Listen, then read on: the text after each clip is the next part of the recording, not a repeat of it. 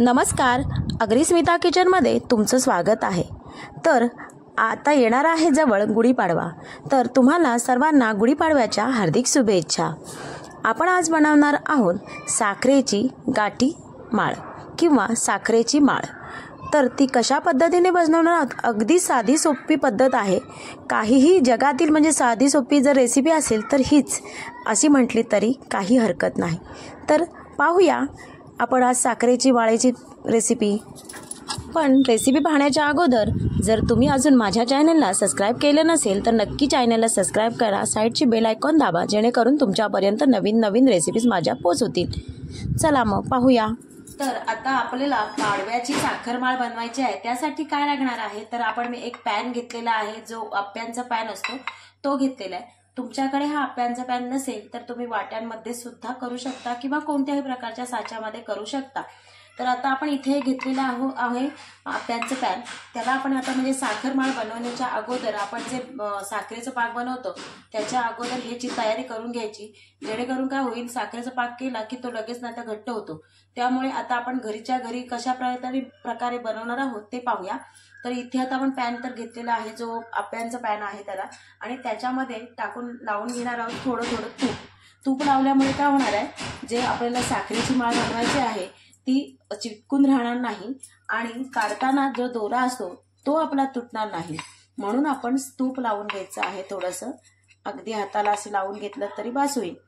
तसंच आपण वाटीमध्ये केलं किंवा कोणत्याही साच्यामध्ये केलं तरी सुद्धा चालेल, असा काही प्रॉब्लेम नाही।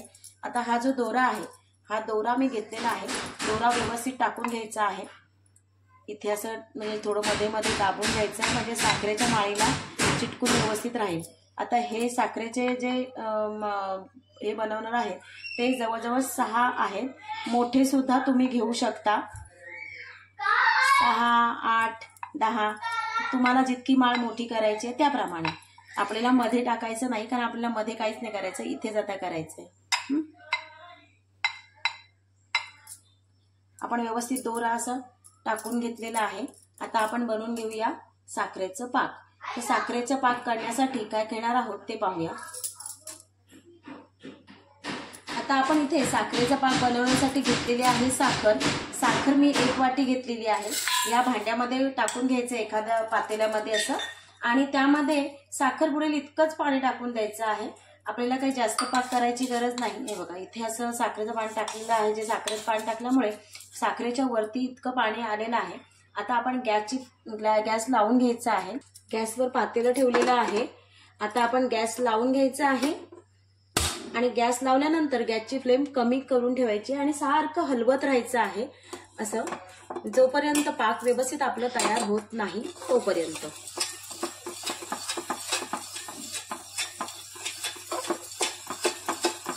असं सुंदर असं पाक तयार करून घेणार आहोत आपण याच्यामध्ये।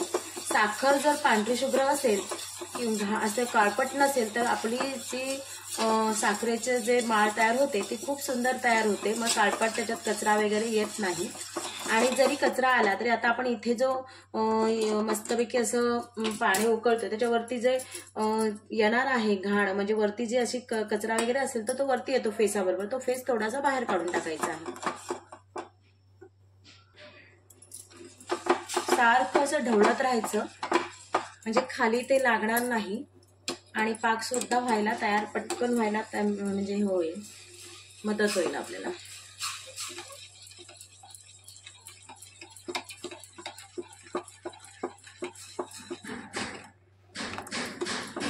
आहे आता इथे छानपैकी असं उकळ आल्यानंतर साखर सगळी वितळली आहे। ह्यामध्ये आपण टाकणार आहोत 1 चमचा असं दूध।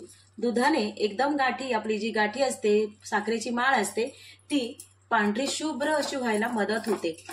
1-2 आपण टाकू शकतो चमचे त्यामध्ये। इथे पहा, आपले मस्तपैकी असं पांढरा रंग सुटलेला आहे, आणि त्याच्यामध्ये आपण टाकणार आहोत 1 चमचा थोडा छोटा साजूक तूप। साजूक तूप टाकलं की छान अशी फुसफुशीत अशी साखरेची माळ तयार होते, कडक एकदम होत नाही, त्यामुळे साजूक तूप थोडंसं तरी टाकावं आणि फेस येते त्याच्यामुळे। आणि आता आपण दूध टाकल्यामुळे काय होणार आहे, त्याच्यावरती जो कचरा असतो साखरेमध्ये तो निघून जातो। इथे पहा, इथे जो काळपट आहे ते आपण असं काढून घ्यायचं आहे। तुम्ही दूध टाकल्यानंतर त्याचा जे काळपटपणा असतो ना तो वरती येतो आपोआप, म्हणजे तो कचरा निघतो त्याच्याने। आता छानपैकी असं मिक्स करत राहायचं।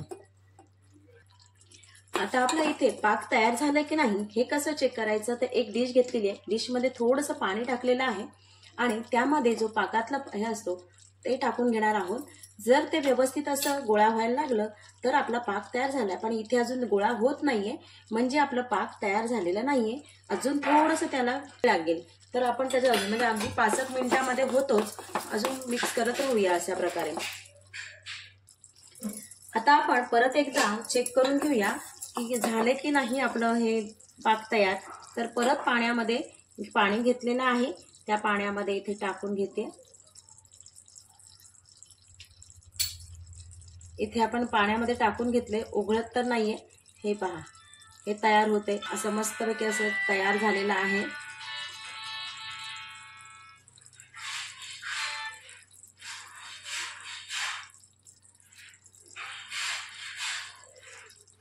तयार झालेला आहे, म्हणजे आपला पाक तयार झालेला आहे। तर आता आपण गॅस बंद करून घेऊया आणि लगेचच आप्पे पॅन मध्ये टाकून घेऊया।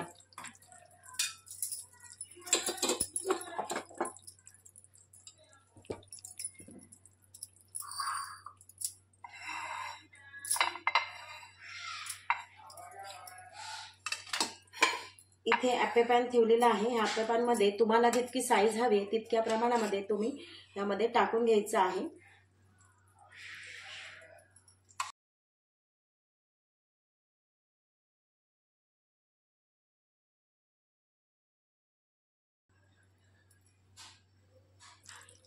यामध्ये मी थोडंसं फूड कलर टाकून घेतलेला आहे। आपण 2 रंगाचे आता आपण करणार आहोत, तर इथे फूड कलर टाकून घेतलेला आहे आणि त्यामध्येच वरच्या ह्याच्यामध्ये आपण थर टाकून घेऊया। तुमच्याकडे जर असेल तर तुम्ही टाकून घेतलं तरी चालेल। तुम्ही 2-3 कलर मध्ये सुद्धा अशा प्रकारे बनवू शकता। थोडंसं गरम करायचं आणि मग लगेच टाकून घ्यायचं, कारण घट्ट होतो लगेच हे पाक।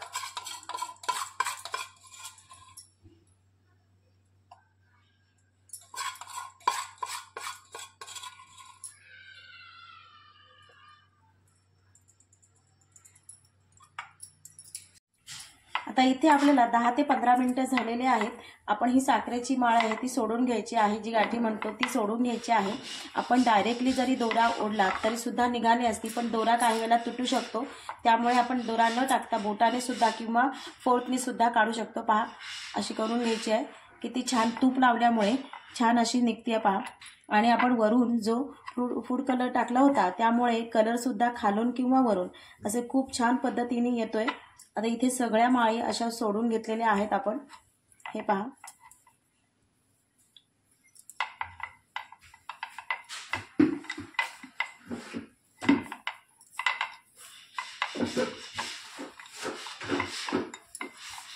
ही तयार झालेली आहे आपली साखरेची माळ।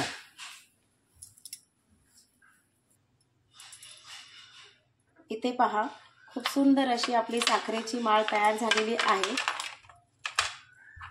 तर तुम्हाला आजची जी साखरेची माळ किंवा गाठी माळ बनवण्याची जी रेसिपी होती ती आवडली असेल तर चॅनलला नक्की सबस्क्राईब करा, साईडची बेल आयकॉन दाबा आणि जास्तीत जास्त शेअर करा, जेणेकरून तुमच्या मैत्रिणीपर्यंत पोहोच होईल आणि त्यांना सुद्धा घरच्या घरी साखरेची माळ किंवा गाठी आपल्याला स्पेशल पाडवा म्हणून करता येईल। आणि तूप लावल्यामुळे आपल्या बाजारातल्या ज्या साखरेची माळ आहे त्याच्याशिवाय आगळा वेगळा असा स्वाद येतो, चव खूप छान लागते। तुम्ही सुद्धा ही खाऊ शकता। चला।